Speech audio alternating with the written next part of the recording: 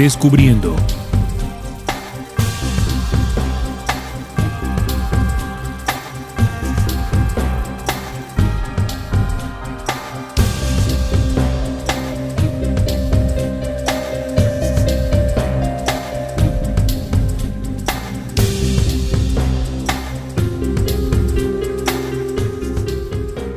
Muy buenas, estimados oyentes, bienvenidos a este su espacio Descubriendo.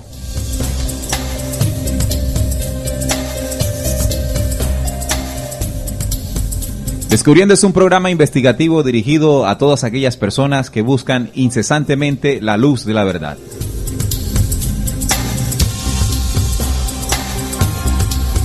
Desde este momento nos disponemos a compartir un tema, una investigación que nos den a todos herramientas para seguir avanzando en el camino de la real esencia de la verdad. Estamos transmitiendo en vivo y en directo desde Barranquilla, Colombia, gracias a Radio Cultural Planeta Conciencia, la nueva forma de sentir, pensar y actuar en la radio.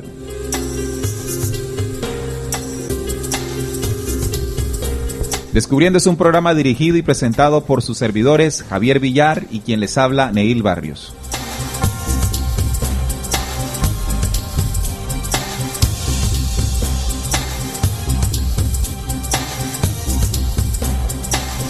Sean todos bienvenidos a esta emisión de Descubriendo.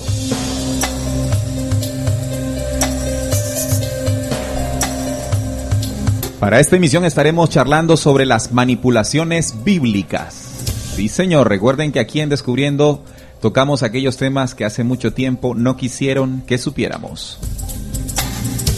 Y en el tema bíblico sí hay que escudriñar porque se nos han escondido varias cosas. Saludo a mi compañero de mesa de trabajo. Hola, Javier. Sí, buenas a todas las personas que se sintonizan a esta hora a Radio Cultural Planeta Conciencia y a este su espacio Descubriendo. Y complacido nuevamente de estar en los estudios y en este programa, ya que se nos da la oportunidad nuevamente de participar y dispuestos a desarrollar este tema bastante importante, este tema que desarrollado por nosotros debe ser que sirva de herramienta para todas las personas que en este momento nos escuchan. Recuerden la intención de nosotros acá, proponer una investigación que no se presente como la verdad absoluta, sino que ustedes no la rechacen tampoco, sino que la comprueben. No somos poseedores absolutos de la verdad, aclaración que siempre hacemos al iniciar este programa.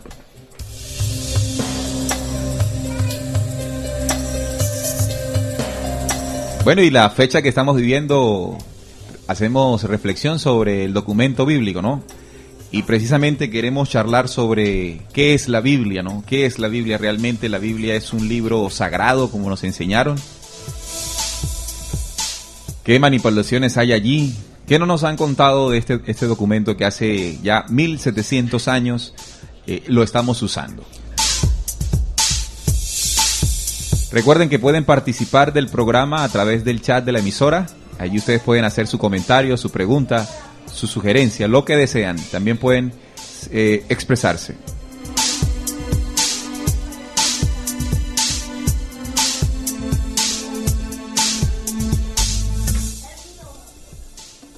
Sí, precisamente, Neil, ahora que acabas de mencionar esta época, ¿no?, de Semana Santa, y es cuando nosotros vemos muchas tradiciones, ¿no? Y en estos días me quedaba observando, ¿no?, cómo las personas y algunos vendedores pues pasaban así por la calle y donde venden eso que se llama el famoso ensaumerio, un humito, ¿no?, un humito que le echan a la casa. Sí. Sí. Entonces me preguntaba yo así, decía, pero ¿dónde sale eso? ¿Por qué? O sea, inclusive uno de mis vecinos llamaba desesperadamente a la vendedora: flaca, venga, véndeme uno, ven, flaca. Y la flaca por allá vendiendo varios porque estaba bastante ocupada, la gente compra mucho eso para esta época. Entonces precisamente me preguntaba yo, pero o sea, ¿cuál sería la esencia? ¿El porqué de la compra de costumbre? Esto? Sí, y son cosas que nos van sucediendo, ¿no? Antes de que pues nosotros hiciéramos estas investigaciones muy a fondo, que cualquier ser humano se hace, ¿no?, una pregunta sencilla: ¿por qué se hace eso? Por ejemplo, vemos cómo se van tomando esas tradiciones y realmente la gente no lo hace, o sea, no sabe ni por qué lo hace. Yo le pregunto al muchacho que estaba desesperado por comprar y le pregunto, ven acá, ¿y para qué? Como, ¿para qué es eso? No, para limpiar la casa. Me decía así, ¿no? Yo, pero ay, no basta con echarle Clorox y eso y todo este momento. Pero sencillamente me dio esa respuesta muy... No hay un conocimiento exacto. No hay mucho, sí. Miren, entonces quiero que empecemos esta introducción preguntándonos lo siguiente: ¿es la Biblia un libro sagrado? La respuesta, estimado oyente, depende del sentido de las instituciones religiosas que han sido creadas en torno a los hechos narrados en el llamado libro de los libros.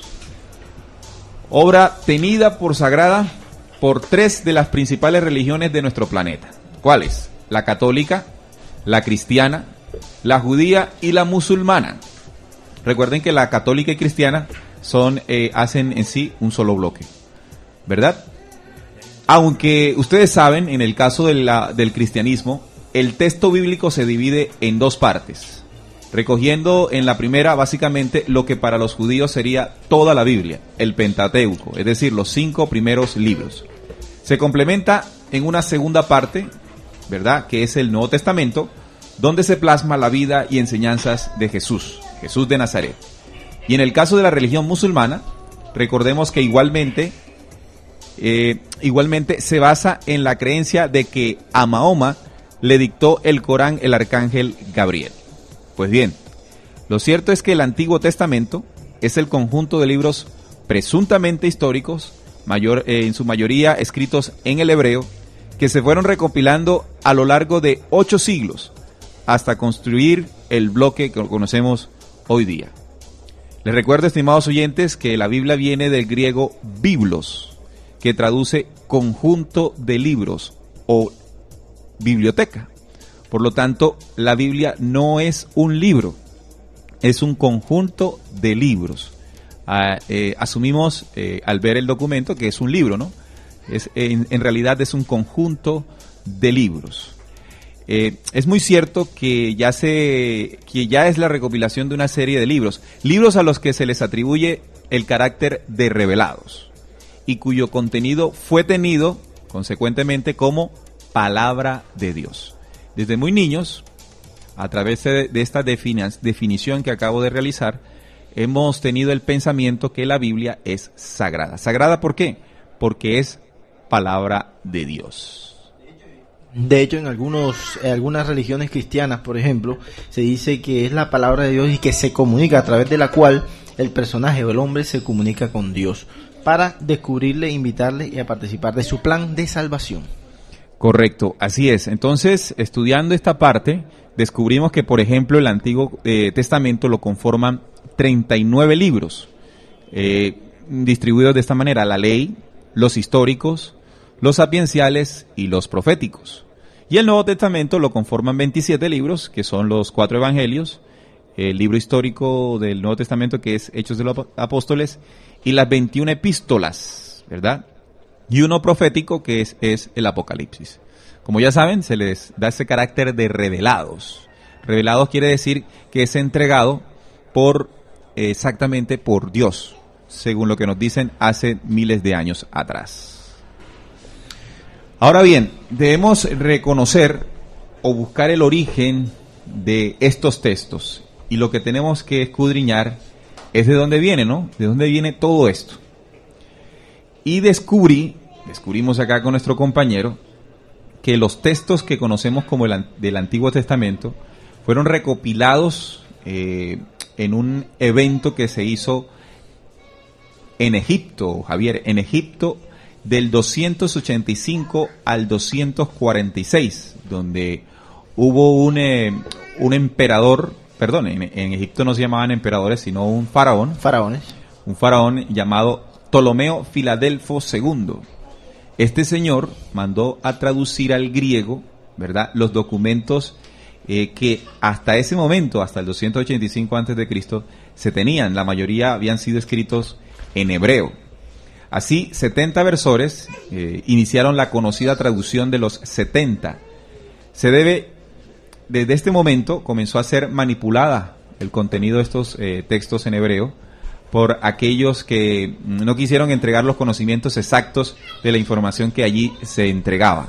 Recuerden que del hebreo, en la primera manipulación, en la primera transformación que se dio en el 285, del hebreo al griego. Se toma el griego porque ya en esta época el griego era considerado como el idioma universal, en ese momento. Sí, de una u otra forma, pues el solo traducir un texto de uno al otro, siempre a veces algunos detalles no se plasman, e inclusive muchas veces se apartan, ¿no? Y bueno, eso es lo que vamos a mirar. Bien, entonces, tener en cuenta que cuando se hace la traducción de los textos antiguos que estaban descritos en el hebreo, todavía esto no lo llamamos Biblia, no existía la Biblia como tal, existían documentos muy antiguos que se utilizaban como ese conocimiento espiritual que algunos profetas y ciertos escritores de antaño, allí se tenía como temas de investigación.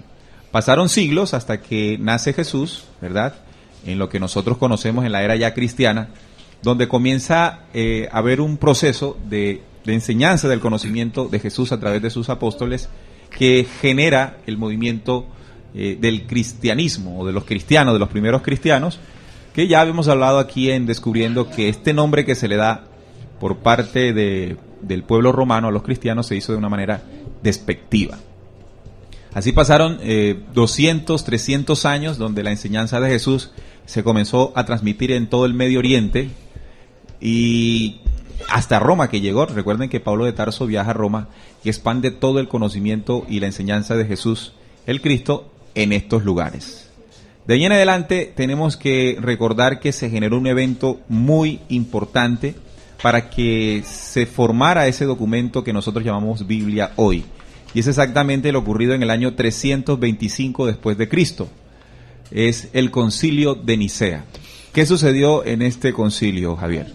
Sí, es precisamente cuando en este año 325 tuvieron que pasar casi 100 años después de Ptolomeo, 100 años para que se diera este evento, y es precisamente cuando pues se da la participación en ella, se da más o menos en la fecha del 20 al 25 de julio del mismo año 325. En ella participaron algunos obispos que tenían en sus cuerpos inclusive señales de los castigos que habían sufrido por mantenerse fieles a las persecuciones pasadas. Recordemos que hubo mucha violencia en ese tiempo, y precisamente en el Concilio de Nicea, cuyo participante o quien la obligó a que se hiciera, precisamente fue este señor, el emperador Constantino. Este señor que era, según la tradición, pagano, ¿no? No hacía parte, sí, claro, de la doctrina de los cristianos. Sin embargo, hay un evento que él tuvo, una vivencia que él tuvo precisamente, de que después de una, no se sabe si después de una o después de una batalla, antes o después de una batalla, tuvo una visión, supuestamente de una visión de Cristo, que lo hizo, según esta narración, intentar unificar su imperio a través de una nueva religión. Yo tengo acá que este señor vivió desde el 272 al 337 después de Cristo, ¿no? Inició su reinado como emperador en el 306 y asentó su poder en el 312, al vencer a un rival en la famosa batalla del puente Milvió, en la que se sintió fortalecido e inspirado por una visión que consideró cristiana. No está claro lo que Constantino vio, ni cuándo, sino que parece que lo que tuvo como visión fue la cruz. Hasta este momento la práctica de la doctrina cristiana, como decía mi compañero, era esencialmente ilegal en el Imperio Romano. Y de hecho, solo unos años antes, en el 303 al 305, los cristianos habían sufrido una persecución especialmente despiadada en todo el imperio bajo el reinado de Diocleciano. No, y precisamente en esos tiempos pues había una revuelta grandísima debido a que los cristianos por esta parte eran muy dados, ¿no?, a proteger pues lo que les había enseñado Cristo, todo esto. Pero este emperador tenía una característica muy muy interesante, ¿no? Y era que era el tipo era bastante pragmático. Lógicamente esa condición hizo que hiciese una gran reunión que inclusive que creo que alcanzó a reunir más de 300 personas, 400 personas. 300 obispos de la época. De la época. Y había un problema grandísimo, ¿no? De que, por ejemplo, él se veía cómo estaba revuelta toda Roma, todo eso, y veía cómo mataban, entre más mataban cristianos, más salían, pero había algo muy hubo algo muy interesante aquí, y es que tan pronto él vio todo esta gran revolución o esta gran recocha que se había formado, sí, efectivamente él comenzó a unir cabos, y lo único que pudo hacer fue un concilio como el que estamos hablando, ¿no? Ciertamente Constantino hizo convocar el concilio de Nicea, ya les decíamos, en el 325 en Asia Menor, la zona que hoy conocemos como Turquía. En realidad fue la segunda reunión de obispos que convocó durante su reinado, aunque no todos acudieron y apenas algunos de Occidente. El propósito de este concilio, estimados oyentes, era el de adoptar, escúchese bien, decisiones que afectaran a toda la naciente iglesia, por lo que se le llamó concilio ecuménico. Pero, ¿por qué se hizo esto, no? ¿Por qué lo hizo Constantino? Pues bien, según las investigaciones, él lo hizo para obtener más poder, ¿no? Obtener más poder y más eficaz el poder que él quería a través de la cristiandad, según convenía, ¿no? Eran propósitos bien políticos, donde él aprovechó la cristiandad para fortalecerse. Sí, es precisamente lo que a veces vemos en estos siglos que estamos en los cuales estamos ahora, cómo los políticos comienzan a hablar de la unidad nacional, de todo esto, comienzan a unir. Por ejemplo, vemos cómo Estados Unidos e inclusive el Papa invitan a lo que sea un nuevo orden mundial, a que se haga una sola orden, haya una sola religión, que haya una sola política. Estos pasos vuelven y se repiten.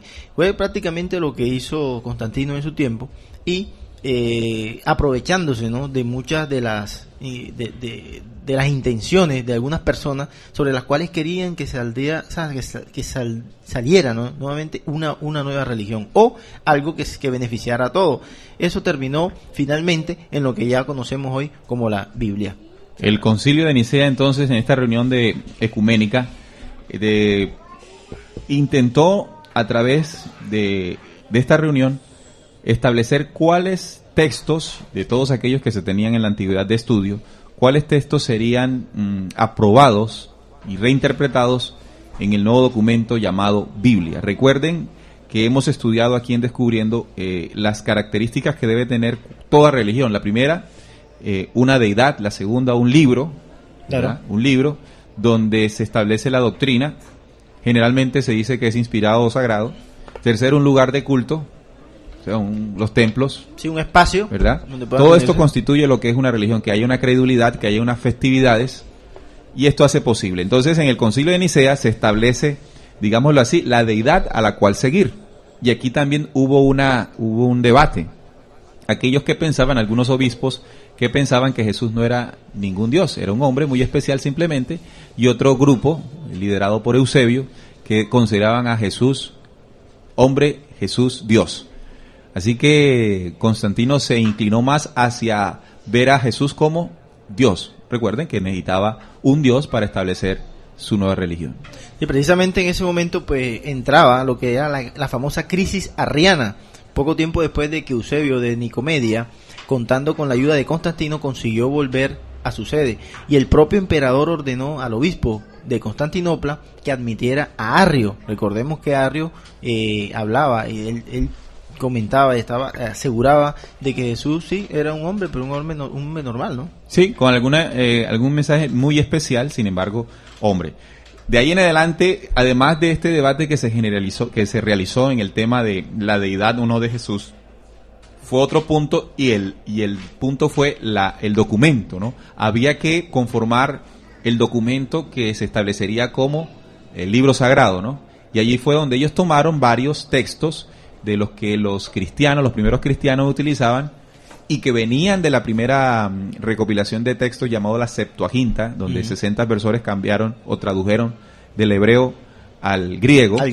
E hicieron un nuevo compendio de información llamado la Sagrada Biblia. ¿Sagrada por qué? Porque desde esa reunión los obispos con Constantino establecieron que ese sería el documento establecido para la nueva religión. Mire, muy a pesar de todo esto de que Constantino es el que inicia todo este plan, este señor nunca se alcanzó a bautizar, por ejemplo, porque era una de las características que debía tener el concilio en ese momento. Sin embargo, Constantino nunca fue bautizado e inclusive se consideraba que era pagano en esa época. Sí, fíjense entonces que ya naciendo la nueva religión, que hoy le llamamos católica, ¿verdad? Ya no existe el emperador, que en ese tiempo era Constantino quien inició todo esto, sino que hoy se llama el Papa, ¿no? Podríamos decir que Constantino fue el primer Papa. De cierta manera, ¿no? Pero se considera que en el siglo V, más o menos, ya comenzó con el declive de Roma, comenzó a aparecer el tema ya de los papas.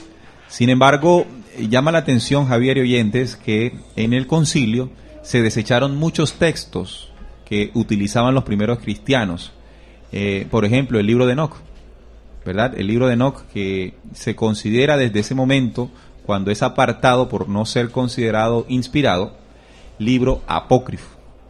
Aquí es donde viene el término de los libros apócrifos o escondidos. Son aquellos libros que no entraron en el canon, sí, claro, que se estableció en el concilio de Nicea del siglo IV después de Cristo.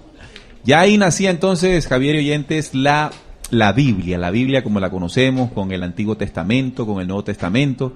Se hizo el compendio para nosotros de estos dos bloques, pero nos vamos a dar cuenta que allí hubo cierto problema, que es el que queremos charlar hoy. Vamos a saludar a los oyentes, Javier, ¿te parece? Sí, me parece importante porque para nosotros los oyentes son las personas con las cuales interactuamos y por las cuales se hace esta nueva radio. Quiero enviar un saludo especial a nuestros oyentes en Aruba. Tenemos en Aruba hay unos oyentes que no se pierden este programa, liderados todo por nuestra oyente Dorly. Hombre, qué bien, la hermosa isla de Aruba. Sí, allá se reúnen, parece que se reúnen varios a escuchar, descubriendo en la hermosa isla de Aruba. Y me preguntaban esta mañana que si iba a haber programa. Por supuesto. Claro, aquí estamos. Siempre aquí para un saludo para todos ustedes, los urabeños. No, o arubeños.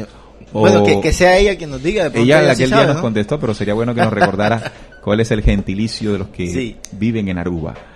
También saludar a Rafael Andrés Ortiz, que está conectado desde Bogotá. Y por supuesto, adivina quién está escuchándonos. Nuestro amigo Charlie Pacino, que también nos contactó esta mañana y dice, bueno, ¿y qué pasa que no? sí, ¿qué pasa que no hay nada? No, aquí estamos, Charlie. Bien, vamos a continuar aquí. Ya sabemos que en el 325 hubo una movida política religiosa donde varios obispos con el emperador de turno creaban la nueva religión y el nuevo texto. Diríamos que fue una de las primeras, de los primeros intentos para manipular el texto bíblico. Sí, claro. Ya hubo la de la Septuaginta. Sí, bueno, recuerda que en la Septuaginta no se le llamaba Biblia todavía, sino que se tradujeron los textos antiguos en hebreo. Exacto. De los anteriores o los profetas de antaño. Luego, cuando ya nace el documento bíblico, ya en el siglo VI, ya después, 3 siglos después del concilio, claro, de nuestra era, claro está, San Jerónimo, Papa, aduciendo que la palabra de Dios estaba incompleta, ¿verdad? Revisó esta traducción griega, la Septuaginta, llevándola al latín, introduciendo nuevos cambios conceptuales y sostuvo, entre comillas, que esa sería la traducción aceptada por la Iglesia. Mira, Nelly, hay algo muy interesante, y es que al pasar tú de un idioma a otro, tú tienes que tener en cuenta siempre las condiciones no culturales de cada región. Sí. O sea, no es lo mismo pues lo que yo sienta aquí en la costa atlántica, es decir, lo que estamos aquí al lado del océano Atlántico, a lo que sientan de pronto los que están en el interior del país o en el interior de Latinoamérica, por ejemplo. Entonces, hay siempre unas diferencias marcadas sobre las cuales debemos tener en cuenta cuando analicemos el texto bíblico. Ahora bien, hay que tener en cuenta, adicionando lo que tú dices, que cuando se hacen las traducciones, o sea, de un idioma a otro, primero fue del hebreo al griego, ¿verdad? En el 285 antes de Cristo en Egipto. Y fíjate que quienes siempre hacen estos decretos son los líderes claro, políticos. Entonces, en ese momento hay que tener en cuenta que siempre que se hacen traducciones hay términos que van cambiando. Es como las leyes en el Congreso, ¿no? Cada vez que entra uno nuevo, pues no se acomoda a esa ley, piensa que no le sirve y fácilmente la cambia. Por ejemplo, hay un término en la Biblia que es Elohim. Elohim. Elohim. En la Biblia se ha llamado ángeles a los Elohim y demonios a los Nefilim. A esos seres que vinieron en nubes o en carros de fuego. Los símbolos de esta descripción tienen diferentes citas que aún permanecen. No obstante, el decapitar de muchos símbolos y cifrados de tales escrituras han sufrido, ya dejamos de tener estos documentos como tal. Entonces, en el tema de los Elohim y Nefilim, las diferentes traducciones han cortado, han quitado, han cambiado la definición del término y la han puesto, por ejemplo, como Dios. Mira, esto sucede más o menos, ¿no? Y no diría que era igual, pero es parecido a cuando salen, por ejemplo, los subsidios que recibimos nosotros, las personas que necesitamos vivienda. Recibimos un subsidio de, pues 40 millones de pesos. Cuando salen del gobierno, cuando el gobierno lo firma, cuando el proyecto salen, por ejemplo, salen de 100 millones de pesos. De ahí pasa a una segunda mano y esa segunda mano coge 20. Luego pasa a un escalón inferior y ese coge 20. Finalmente lo que nos viene quedando a nosotros, un subsidio que salió en 100 millones de pesos, nos viene quedando de 40 millones de pesos. ¿Cómo te parece? Complicada la situación, ¿no? Entonces, oyentes de Descubriendo, aquí a través de Radio Cultural Planeta Conciencia, descubrimos la segunda gran manipulación, que fue, ya les había dicho, en el siglo VI, cuando el Papa Jerónimo, como se le dice hoy, San Jerónimo, ¿verdad?, hace la traducción del griego, esta vez al latín, y dijo que esta sería la traducción aceptada por la Iglesia. Recuerden también que esta traducción es la conocida Vulgata, la traducción la Vulgata. Luego, en el siglo XIII, ya esta vez un rey, fíjense que siempre son figuras representativas, ¿no? Sí. Claro. El rey católico Alfonso el Sabio decretó nuevamente la siguiente traducción con modificaciones más profundas y sometidas a los criterios de las creencias que reformaron ya los deformados conceptos del original hebreo. Ahora, si estas manipulaciones las están haciendo los señores de arriba, esos señores que siempre tienen el poder de cambiar las cosas, ¿no?, aquí del mundo, ¿qué se deja para nosotros? ¿Qué nos llega? ¿Qué nos está llegando? Nos está llegando una información muy corta. Si lo hiciéramos de pronto nosotros, pues... Vamos a hacer entonces la recopilación para ir redondeando. Primero, recordar que todos los textos antiguos, antes de la llegada de Jesús, de la primera venida de Jesús, estaban escritos en el hebreo.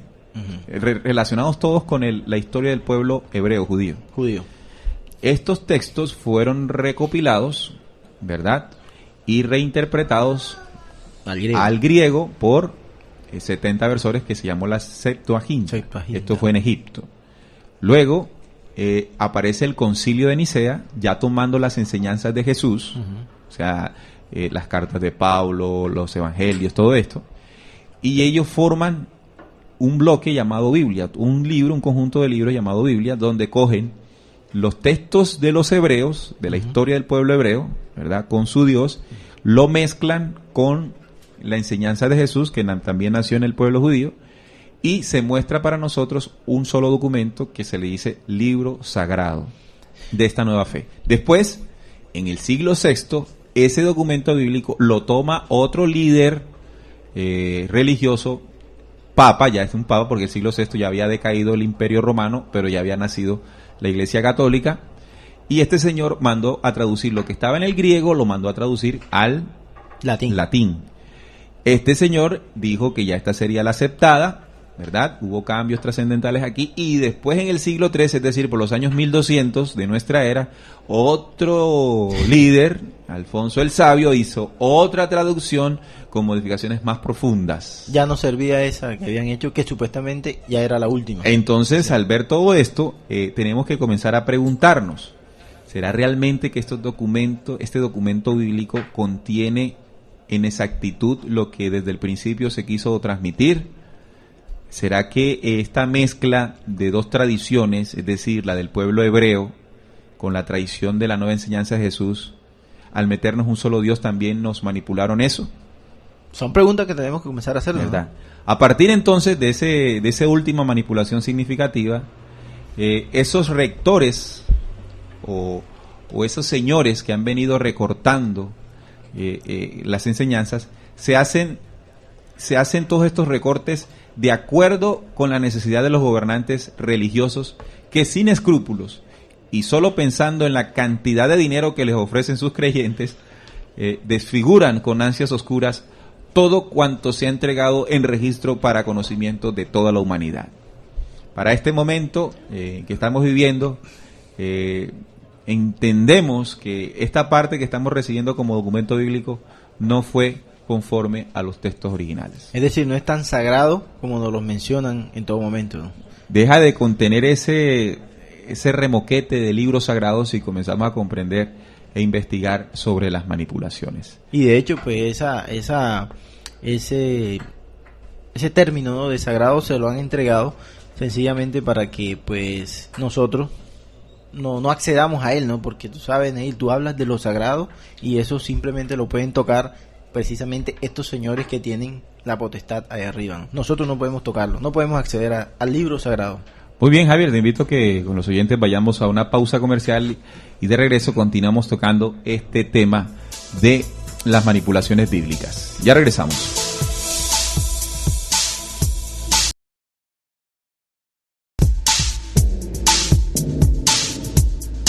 Bueno, y continuamos aquí en Descubriendo con la Certeza en la búsqueda de la verdad. Hoy charlando sobre el tema de las manipulaciones bíblicas, de este documento que ha servido y ha inspirado de cierta manera a muchas personas en toda la historia. Es un documento realmente fascinante. Sin embargo, al encontrar muchas de las cosas que se descubren en sus orígenes, tenemos que recordar que allí se han cambiado muchas cosas. Y una de las cosas que queremos resaltar es precisamente una de las grandes manipulaciones que desde el Concilio de Nicea se establece. ¿Cuál es? Bien, la tradición judía establece una deidad de la cual hay varios profetas, varios mensajeros, y es el caso de Jehová Dios, este personaje de todo el pueblo hebreo, donde sus profetas o sus patriarcas como Abraham, como Isaac, como Jacob, como Moisés, como David, como Salomón, ¿verdad? Son la historia del pueblo judío y cómo el pueblo judío creía en sus leyes que estaban escritas en estos textos en hebreo, ¿no?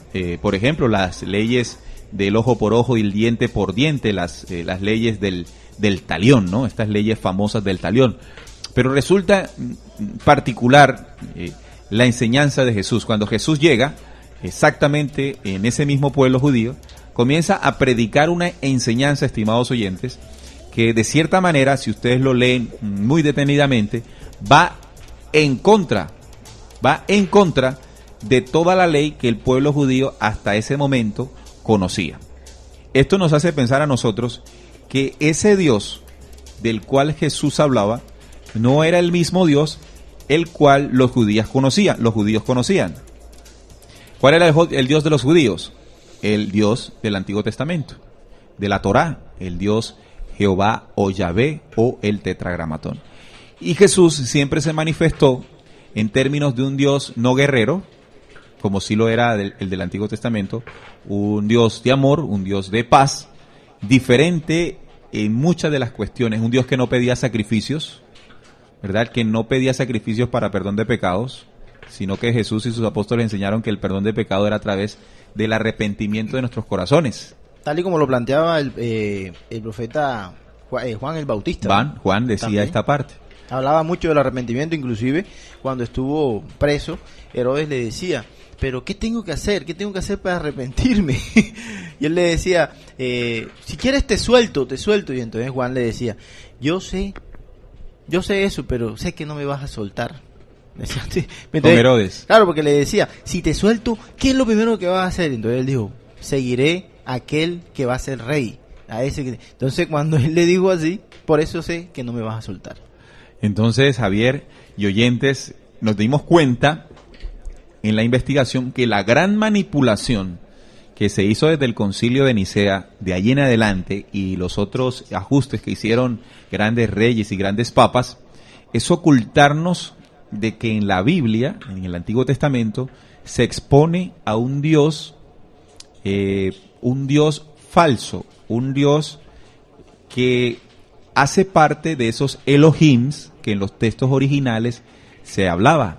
Esos Elohim y esos Nefilim, los ángeles caídos, como precisamente nuestro oyente Rafael Andrés Ortiz está colocando. Él dice que esos Elohim y Nefilim que en los textos antiguos bíblicos se relatan son los mismos Anunnakis del pueblo babilonio o del pueblo sumerio en la antigüedad. Entonces esta tradición falsa de este Dios falso, que es un Dios que hace parte de esa banda de seres extraterrenos que llegaron a la Tierra, se mezcló en el Concilio de Nicea con las enseñanzas de Jesús. Jesús hablaba de un Dios diferente, pero en el Concilio de Nicea se hizo un solo Dios, el Padre de Jesús. Sí, pero por un lado, como tú lo planteabas, venían pues las enseñanzas de este Dios bárbaro del Antiguo Testamento, y por otro, habían otros dioses pues que efectivamente promulgaban muchas ejercicios paganos. Entonces ya un bando que venía del Antiguo Testamento, de lo que era Jehová, habían otros paganos que era de donde pues prácticamente pertenecía a Constantino, y estaban el bando de los cristianos. Todas esas corrientes fueron sumadas en una sola fuerza, sí, para poder establecer lo que hoy conocemos como Biblia. Entonces, oyentes, queremos generar en ustedes una reflexión, ¿no? Y es que busquemos bien, vayamos y leamos el documento bíblico, porque tenemos un problema. Generalmente tenemos un problema, y es que el documento bíblico nosotros no lo investigamos. Nos quedamos, por ejemplo, con la versión bíblica que tenemos de las películas de Semana Santa. Con eso creemos que ya conocemos el tema bíblico, o por el contrario, de pronto podemos tener conocimiento del documento bíblico por lo que el líder pastoral o el cura o sacerdote nos expresan de él, pero no hay un contacto directo. Ahora, yo tengo 35 años de estar vivo, son 35 años de estar viendo la misma película de Jesús, la misma película de Moisés, la misma película del diluvio, las mismas. Entonces no hay un cambio, no hay algo que te diga a ti, ¿sabes? ¿Cómo vamos a cambiar el mundo? No hay un paso a seguir. Lo otro es que, por ejemplo, en estos días, pues ya, tal como tú lo planteabas, aquí tengo una revistica, ¿no? Una revista, la famosa Atalaya, ¿no? De los Testigos de Jehová. De circulación mundial, porque esto no es a nivel de Testigos de Jehová, donde la leí toda, no la leí porque me interesa pues saber qué piensan también ellos, a ver cómo están. Y de verdad pues hablan de los evangelios apócrifos, dicen, ¿contienen verdades ocultas sobre Jesús?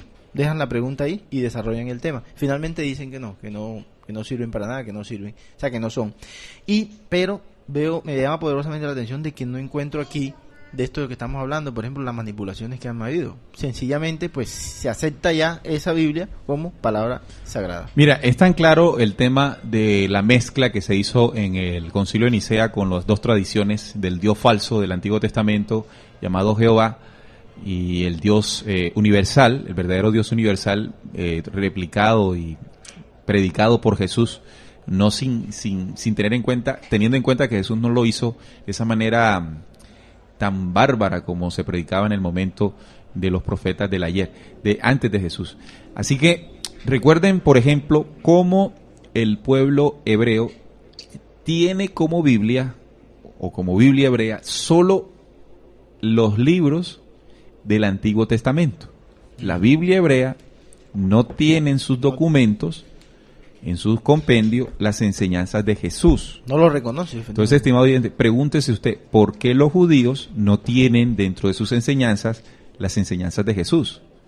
Es sencillo, porque ellos nunca consideraron a Jesús como ese Mesías, ¿verdad?, que los profetas de su Dios vaticinaban que iba a llegar. Tan es así que ellos lo toman y se lo entregan a Pilatos para que lo crucifique. Es decir, que cada vez que Jesús hablaba, ¿verdad?, cada vez Jesús que se levantaba a hablar al pueblo judío, él iba en contra de las enseñanzas que ellos tenían de su Dios. Entonces los judíos saben eso. Claro. Ellos siguen adorando su Dios y no adoran el Dios de Jesús. Pero nosotros los cristianos, los occidentales, hemos creído que es el mismo Dios. Sí, hay una confusión ahí, ¿no? Nos han hecho creer que es el mismo Dios, pagano inclusive, de aquel Antiguo Testamento.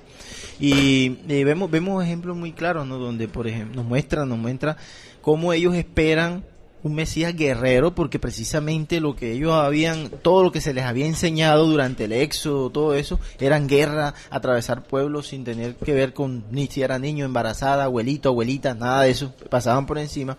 Pero ven que llega un hombre como Jesús y les enseña cosas diferentes. Cuando tú tienes una situación de esa, pues lógicamente en tu cuerpo mental hay muchos encuentros, muchas cosas contrarias, y lógicamente, ¿qué es lo más fácil? Lo que hacemos hoy día, cuando una persona se levanta, habla con la verdad y habla de una esperanza, sencillamente, pues en Occidente, pues le dicen está chiflado o lo que sea, pero aquí en América Latina es un poco más difícil, sobre todo aquí en Colombia, que si dices algo diferente, sencillamente lo que hacen es acallarte con el plomo. Mira, hay muchas formas de darnos cuenta de cómo estas dos tradiciones en la manipulación se mezclaron. ¿Y cuáles son las dos tradiciones? La del Dios de los judíos, Yahvé Jehová, y el Dios universal que llegó a predicar Jesús. Y lo podemos contratar en el mismo documento bíblico. Si estudiamos Éxodo 24:12, él dice lo siguiente: entonces Jehová dijo a Moisés, sube a mí al monte y espera allá, y te daré tablas de piedra y la ley y mandamientos que he escrito para enseñarles. Entonces fíjate que aquí el documento habla de cómo se le entrega a Moisés por parte de esta deidad, Jehová, tablas de piedra, estas famosas tablas de piedra donde estaban los mandamientos del no matarás, no robarás, todo esto. La ley. Y la ley, no solamente fueron 10 mandamientos, sino leyes, muchas leyes que entregó Jehová a Moisés. Pero cuando uno toma el documento del Nuevo Testamento en la Biblia, encuentra que hay una contraposición en el tema de la ley. Por ejemplo, en Romanos 7:6 dice, pero ahora estamos libres de la ley, esto lo dice Pablo, por haber muerto para aquella en que estábamos sujetos, de modo que si vamos bajo el régimen nuevo del Espíritu y no bajo el régimen viejo de la letra. Es decir, que él se estaba refiriendo a la antigua ley mosaica, a la antigua ley Roma, esa que no tenía vida en el hombre, porque sencillamente lo que traía era muerte y confusión. Sí, por ejemplo, en 2 Corintios 3:3, Pablo de Tarso también dice, siendo manifiesto que sois carta de Cristo, expedida por nosotros, escrita no con tinta, sino con el Espíritu del Dios vivo, no en tablas de piedra, sino en tablas de carne del corazón. Aquí Pablo entonces enseña que la verdadera ley del Dios que vino predicando Jesús no está escrita en tablas de piedra, sino que está escrita en tablas de carne del corazón. Escribiré mis leyes en sus corazones. Está escrita en los corazones, mientras la ley mosaica, la ley de Moisés, la ley de Jehová, está escrita en piedra. Es aquella ley que está escrita y que si la violas tú tienes que entregar un sacrificio para que tus pecados sean perdonados. Pero aquí la ley de Jesús y sus apóstoles enseña que la ley de la conciencia es la que guía verdaderamente al espíritu humano. Mira, y fácil de identificar esto, porque es que cuando tú ves esas leyes mosaicas, están realmente dirigidas a un factor externo. Es decir, va a dar una solución, diríamos, entre comillas, a un efecto, no a una causa. Mientras que la ley interna de la conciencia, esa es la que endereza realmente el camino. Porque cada vez que tú dices no matarás es porque ya sucedió.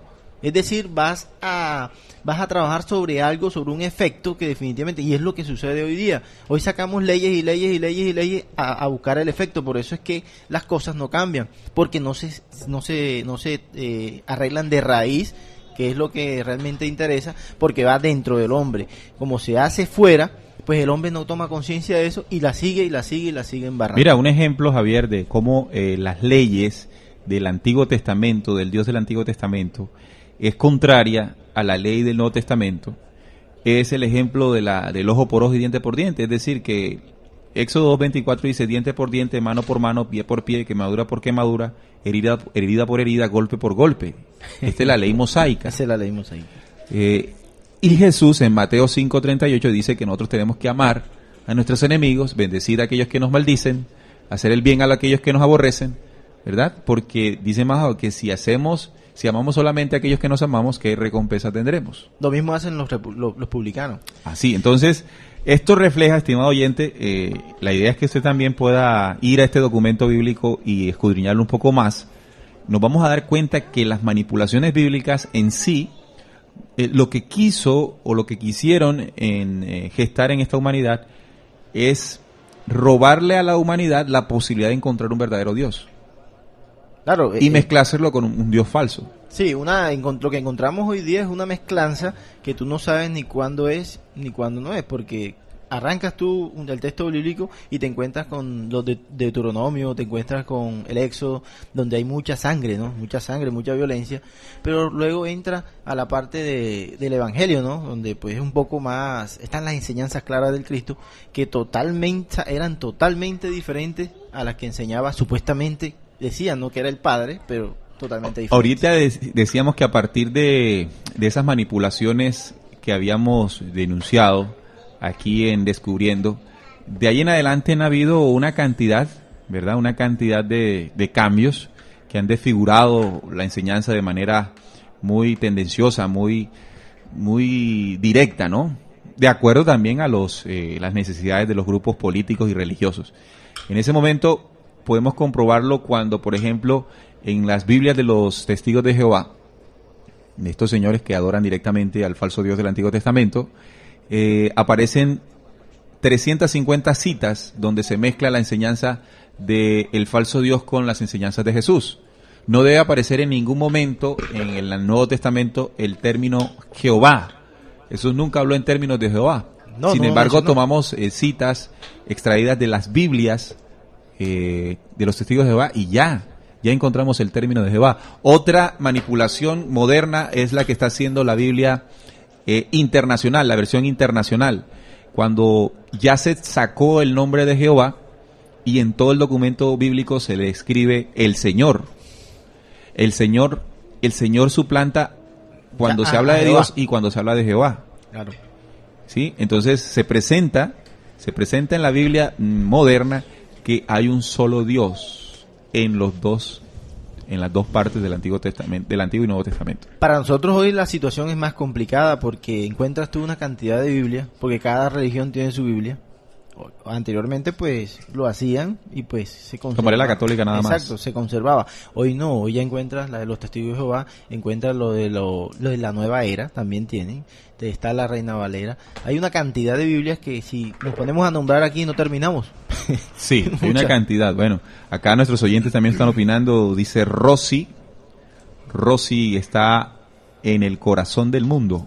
¿Será Ecuador? Corazón del mundo. Desde claro. El corazón del mundo, aquí Ahí, estamos. Ahí donde palpita conectados, el gran sol. manda abrazos. Ahí donde palpita el gran sol. Un saludo para ti, Rosy.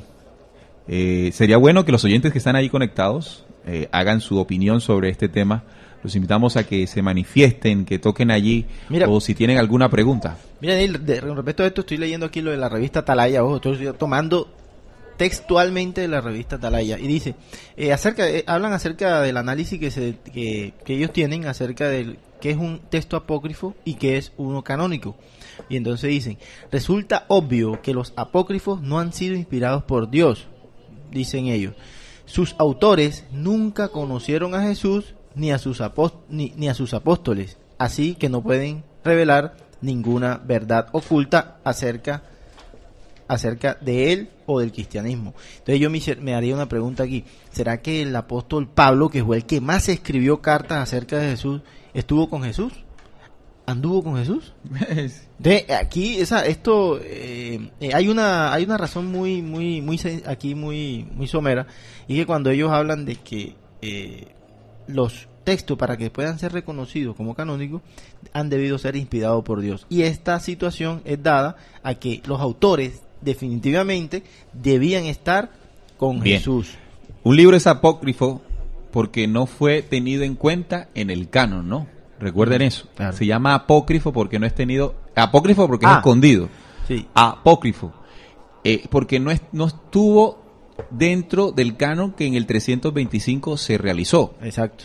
Pero quienes nos dijeron a nosotros, es decir, quienes nos dijeron a la raza humana que estos libros no fueron inspirados, fueron los señores obispos del 325 junto con Constantino. Yo pregunto, ¿nosotros vamos a seguir creyendo de cierta manera lo que estas personas, bajo un criterio acomodado porque estaban haciendo una nueva religión, ¿verdad?, pudieron estipular? Ahora, ¿cuál es el miedo y temor Si no son inspirados, ¿por qué la iglesia intentó o intenta esconderlos? ¿Para qué los niega? ¿Para qué los ¿Cuál niega? es el miedo? Si no fuesen inspirados, no tuvieran ninguna importancia, Sencillamente no. ¿por qué no le enseñan a la humanidad que también puede leerlo y que pueda discernir?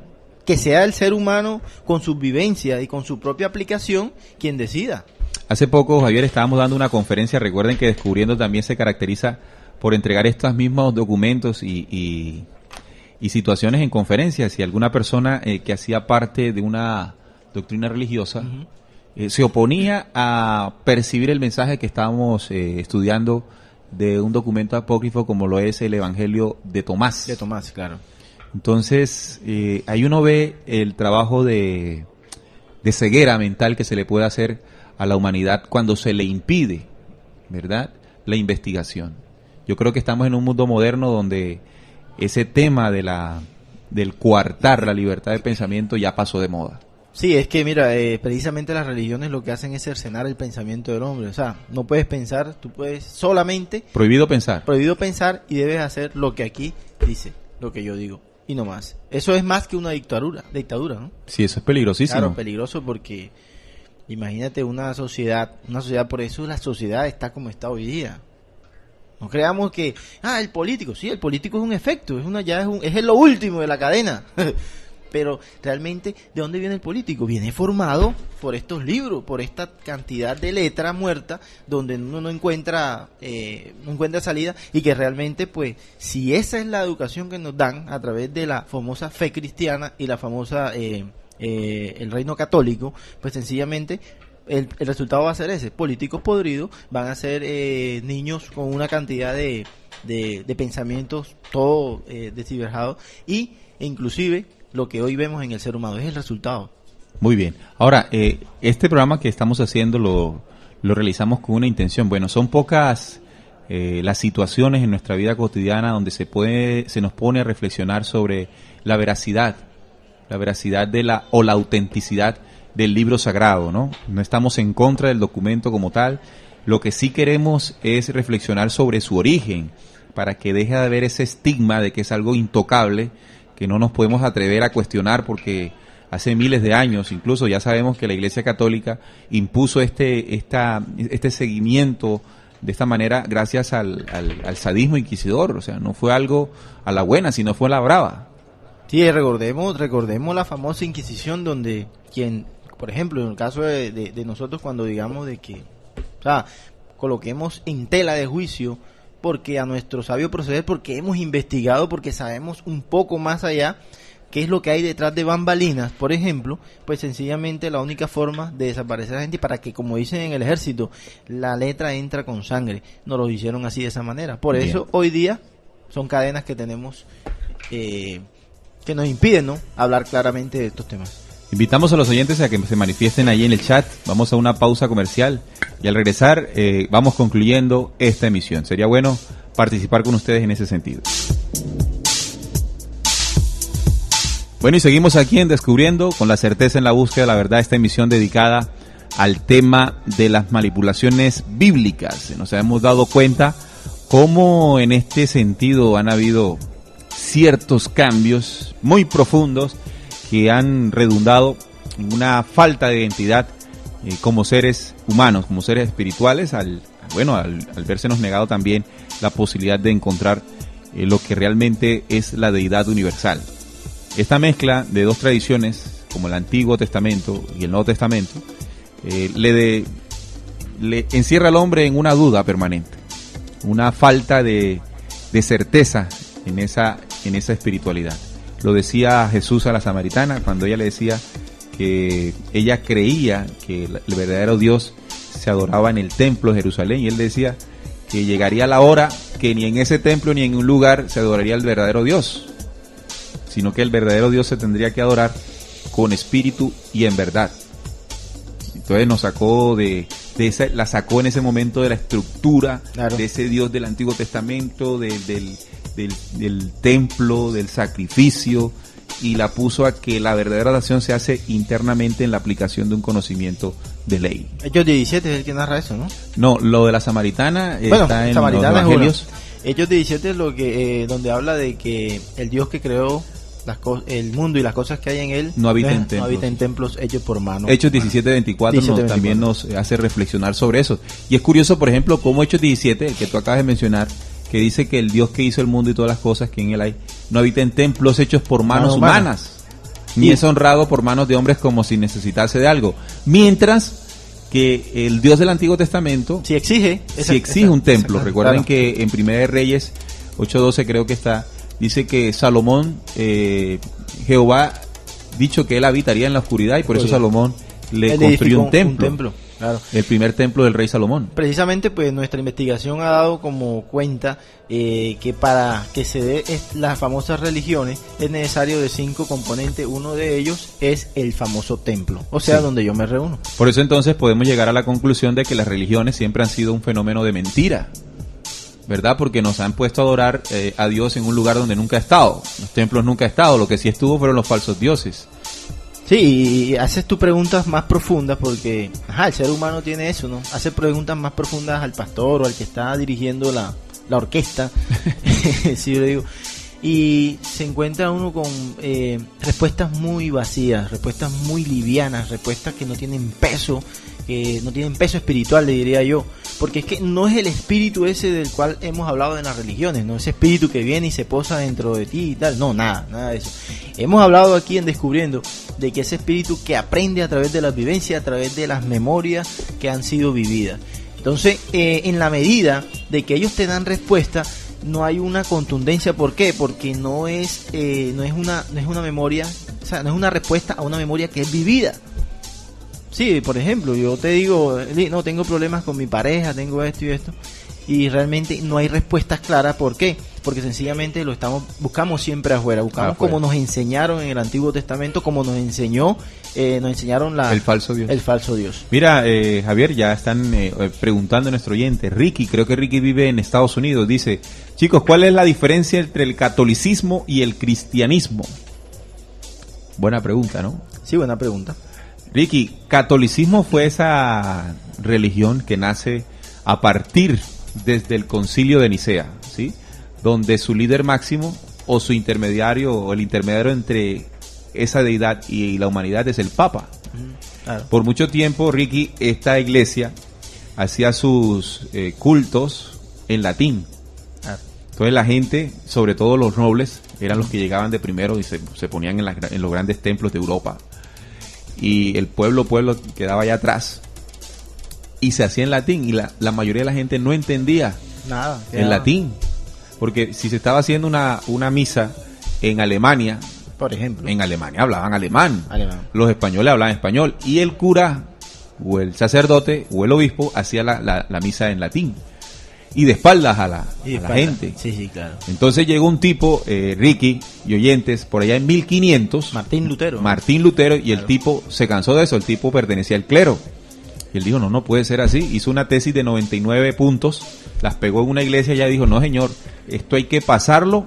Yo protesto por esto. Protesto. Y voy a pasar y voy a traducir eso porque ya yo aprendí a leer el latín, como él era un tipo que estudió, y la pasó al alemán, si él era alemán. Y allí nació el movimiento protestante. El movimiento protestante, Ricky, que son las iglesias protestantes que hoy conocemos, o las iglesias evangélicas. Todas las que de ahí se derivan, ¿no? Entonces hay un proceso del catolicismo, después se revela el protestantismo y nacen las evangélicas. Sí, lo que es el cristianismo, ¿no? Pero el cristianismo como tal, como fe, es la adoración al Cristo. Al Cristo. Claro. Que se hace tanto en la iglesia cristiana como en las iglesias evangélicas. Por eso se llaman evangélicos cristianos, o los católicos también son cristianos. Sí, efectivamente aquí se parte la historia en dos cuando Martín Lutero decide, ¿no?, protestar por esta serie de cosas que él veía y que definitivamente no eran, además del idioma en que lo hablaban. Y es precisamente cuando este señor pues arma lo que ha sucedido por mucho tiempo, ¿no?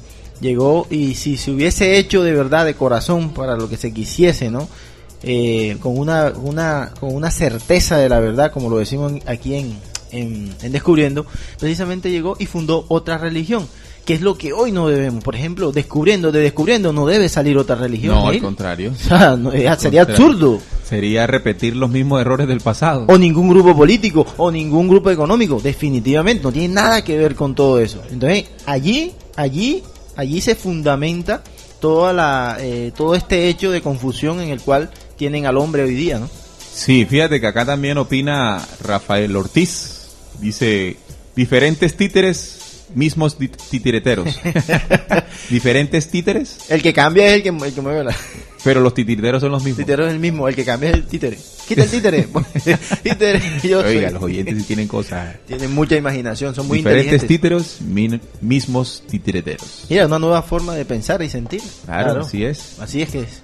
Bueno, estimados oyentes, hemos llegado al final de Descubriendo con la certeza en la búsqueda de la verdad. Los invitamos a que nos acompañen en el próximo programa que hacemos en vivo directo el próximo sábado. Esta misma emisión se pasa en diferido el próximo martes a partir de las 10 de la mañana, hora de Colombia. También los invitamos a entrar a nuestro blog rcpc.co.cc. Allí ustedes encontrarán estas emisiones colgadas. Si ustedes quieren escuchar los programas anteriores a Descubriendo, hay muchos temas bien interesantes. Ustedes pueden entrar al blog, pueden descargarlos. También pueden escuchar ahí en vivo también la emisora, ya se escucha en vivo en la emisora allí. Sí. Y pueden también ver la programación diaria. Si ustedes no saben cuál es la programación diaria, en el blog siempre está colgada. Todos los días se cuelga la programación para que usted tenga seguimiento de estos programas. Javier. No, muy bien. Y bueno, invitar a las personas que se sintonizaron hoy a que el próximo sábado nos acompañen aquí por la barranquillerísima Radio Cultural Planeta Conciencia. Bueno, estimados oyentes, los esperamos dentro de 8 días aquí por Radio Cultural Planeta Conciencia en otro tema más que nos siga dando la certeza en la búsqueda de la verdad. Chao, que estén muy bien.